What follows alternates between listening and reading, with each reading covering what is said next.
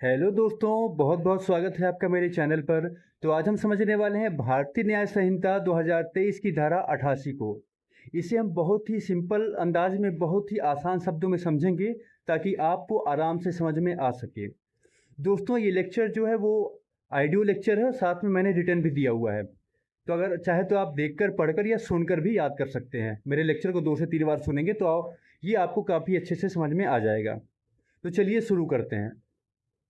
क्या कहती है भारतीय न्याय संहिता 2023 की धारा 88? बहुत ही महत्वपूर्ण धारा है ये। चलिए जानते हैं।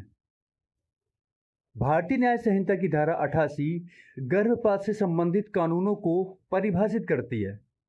इसका मुख्य उद्देश्य अवैध और असुरक्षित गर्भपात को रोकना है, जो किसी महिला के जीवन के लिए खतरा पैदा कर सकता है।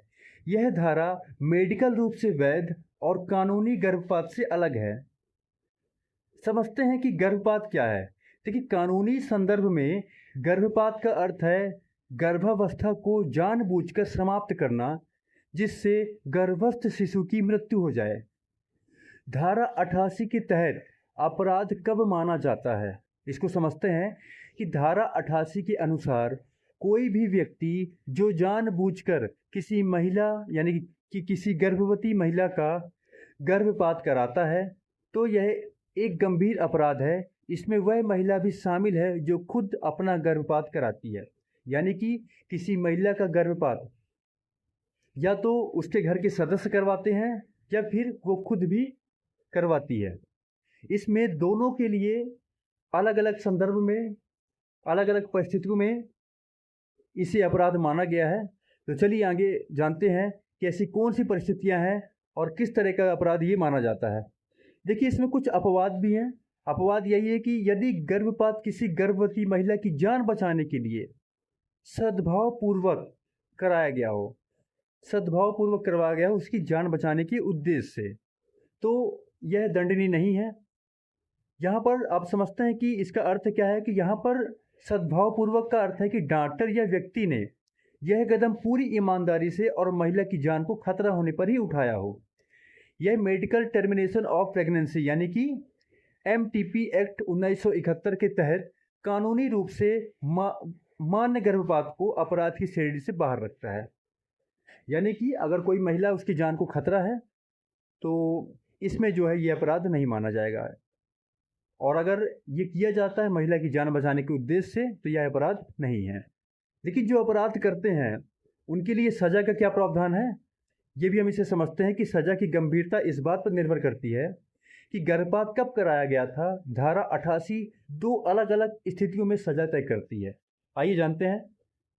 जब गर्भ क्विक विथ चाइल्ड की स्थिति में ना हो, यानी कि क्विक विथ चाइल्ड का मतलब है जब गर्भवती महिला को गर्भ में बच्चे की हलचल यानी कि फर्स्ट मूवमेंट महसूस होने लगती है। यह आमतौर पर गर्भावस्था के चौथे या 5वें महीने में होता है।